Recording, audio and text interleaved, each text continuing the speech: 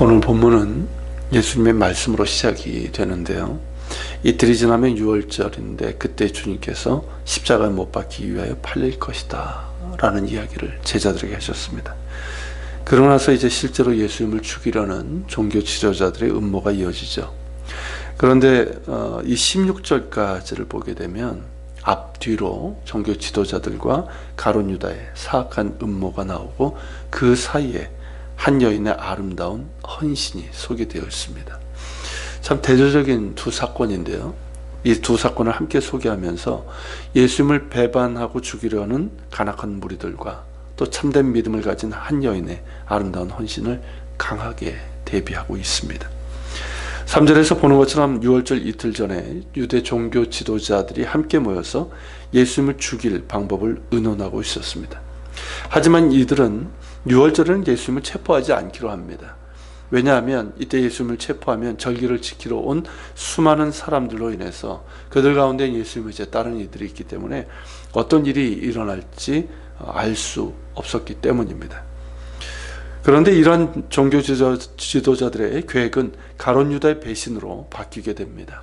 14절부터인데 가룟 유다는 대제사장들을 찾아가서 백성들을 자극하지 않고 은밀하게 예수님을 체포할 수 있도록 자기가 도와주겠다라고 제안을 합니다. 그러니까 대제사장들 이들이 얼마나 좋았겠습니까? 크게 기뻐하면서 그 대가로 은 30을 주겠다고 약속을 합니다. 유다는 그때부터 대제사장에게 은밀하게 예수님을 넘겨줄 기회를 호시탐탐 엿보게 되죠. 사악한 음모가 그렇게 진행되고 있었습니다. 그런데 그 중간에 한 여인의 아름다운 헌신이 나옵니다. 이제 6절서부터 13절까지인데 종교 지도자들의 사악한 음모와 가룟 유다의 배반이라는 칠흑 같은 어둠 가운데서 한 줄기 빛과 같은 아름답고 감동적인 이야기입니다. 6절은 사악한 음모가 꾸며지던 그때에 예수님께서 베다니에 살던 나병 환자 시몬의 집에 계셨다고 기록하고 있습니다. 그리고 한 여인이 매우 귀한 향유를 옥합에 담아 가지고 와서 예수님의 머리에 부었습니다. 이 여인이 누구일까요? 다른 복음서를 보면 나사로와 마르다의 동생 마리아라고 기록되고 있습니다. 그렇다면 베다니 나병 환자 시몬은 나사로를 말하는 것이고, 나사로라는 말은 헬라식 이름이거든요. 시몬은 이제 유대식 이름이고, 나사로가 나병을 앓았지만 예수님께서 고쳐주신 것으로 그렇게 볼 수가 있습니다. 예수님께서는 나사로, 마르다, 마리아 이 3남매와 특별한 관계를 갖고 계셨죠. 예루살렘에 이제 한 3번 정도 방문하셨는데 그때마다 그들의 집에 머무셨습니다. 그리고 얼마 전에는 죽은 나사로를 살려주셨습니다. 그런 사랑을 받았던 거죠. 그런 가닥에 이 여인이 나사로의 동생 마리아라고 한다면 왜 그런 행동을 했는지도 우리는 짐작을 할 수 있을 겁니다. 이 여인이 예수님의 머리에 부은 향유에 대해서 매우 귀한 것이다 라고 언급을 하고 있습니다. 어느 정도의 가격인지는 정확하게 알 수 없지만 매우 비싸고 귀한 것임은 분명합니다. 그리고 이 여인의 집은 넉넉하지 않았습니다. 베다니라는 동네 자체가 가난한 동네이거니와 부모님이 먼저 세상을 떠나서 3남매가 어렵게 살아가던 집이었습니다. 그러므로 이 향유는 그들의 어머니가 유산으로 남겨준 결혼 자금이면서 거의 전 재산과도 같은 성격의 것입니다. 그런 향유를 예수님께 가져왔을 뿐만 아니라 그 머리에 부었습니다.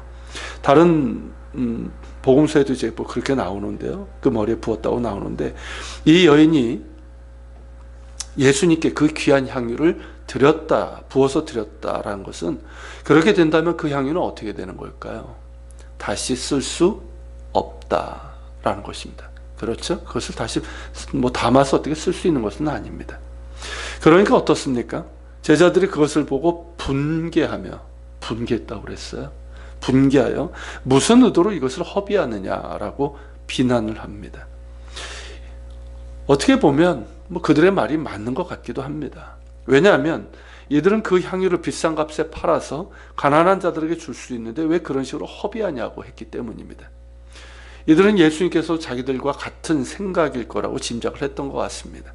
왜냐하면 예수님께서는 평소에 가난한 사람들에게 많은 사랑을 베푸셨기 때문이죠.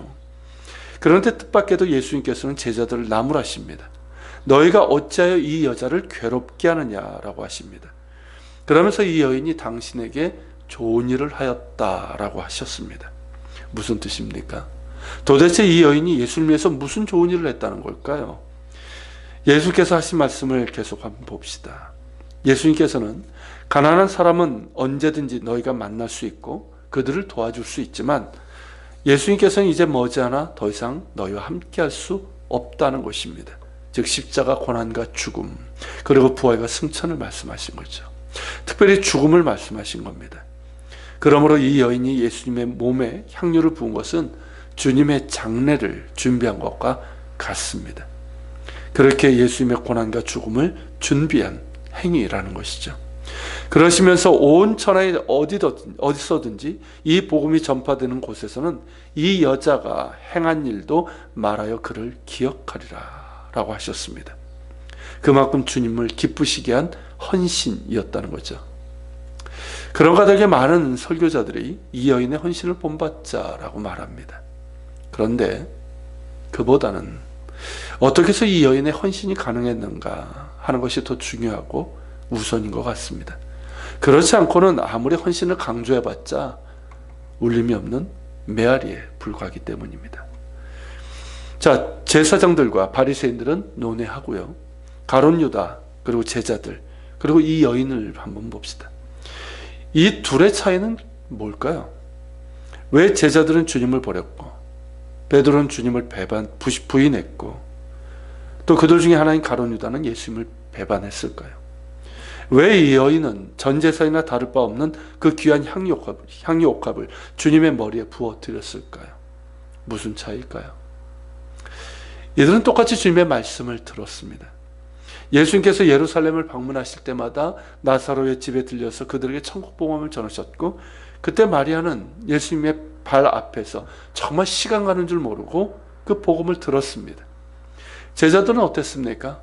무려 3년 동안이나 예수님과 함께 살면서 천국 복음을 듣고 많은 이적을 옆에서 보았습니다. 그러니까 마리아보다 훨씬 더 많은 복음을 들은 거죠.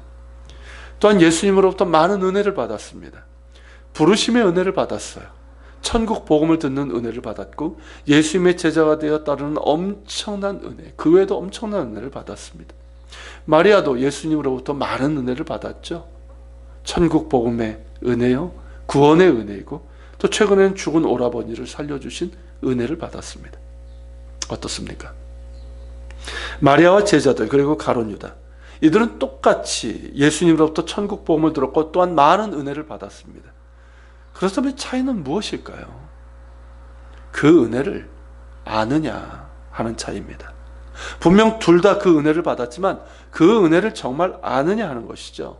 나 같은 죄인 살리신 그 은혜를 정말 마음 깊이 아느냐 하는 것이고 나같이 자격 없는 그런 자를 부르신 그 은혜에 대한 겸손한 감사가 그 안에 있느냐 하는 것이고요.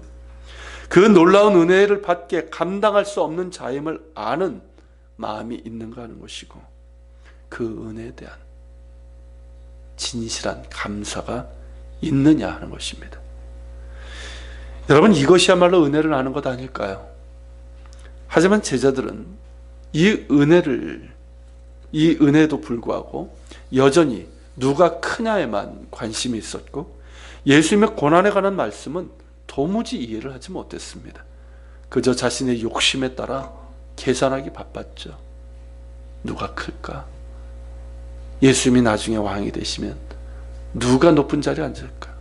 그 욕심에 따라 계산만 하고 있었던 사람들입니다. 결국 제자들은 어떻게 됩니까? 예수님께서 체포되실 때 모두 예수님을 버렸습니다. 베드로는 예수님을 3번 부인했고 가룟 유다는 예수님을 팔아넘겼습니다. 그 은혜를 받은 자들이 말입니다. 그것도 제자라고 하는 이들이 말입니다. 반면에 마리아는 어땠습니까? 그녀는 주님의 은혜를 마음으로 간직했습니다. 나 같은 죄인 살리신 그 은혜가 놀라워 언제나 주님의 말씀을 사모했고 그 놀라운 은혜에 대한 감사로 가슴이 터질 것만 같았습니다. 그러니 고난에 대한 주님의 말씀이 어떻습니까? 깨달아지는 거예요. 들리는 거예요. 이전에 예루살렘에 오셨던 모습과는 다른 주님의 모습인 거예요. 이번이 정말 마지막일 것이라는 느낌이 직감적으로 듭니다. 주님께서 말씀하신 것처럼 곧 고난을 당하신다면 주님께 내가 드릴 것은 과연 무엇일까 하는 마음이 들었습니다. 내 생명을 드려도 부족할 뿐입니다. 그런 까닭에 마리아는 자신에게 가장 귀한 것으로 주님께 드렸습니다.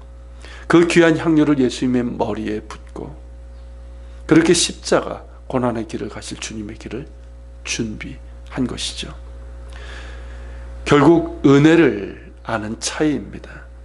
주님께서 베푸신 그 은혜를 아는 자는 계산하지 않습니다. 자신의 유익을 구하지 않습니다. 이것을 해서 주님으로부터 무엇을 받을까 셈하지 않습니다. 나 같은 죄인 살리신 그 은혜가 너무 커서 당신의 생명을 주시기까지 사랑하신 그 사랑이 너무나 크고 갚을 수 없어서 다만 나를 드리고 나의 가장 귀한 것을 드리고자 하는 마음이 있을 뿐입니다. 마리아는 바로 그 마음을 드린 겁니다. 자신을 드린 거예요. 그러니 주님께서 얼마나 고마우실까요? 주님은 이때 아무에게도 위로를 받지 못하셨죠. 제자들조차도 당신을 이해하지 못하고 배반하고 부인하는 상황에서 유일한 위로가 된 사람이 바로 마리아입니다. 이 여인은 칭찬받아 마땅합니다.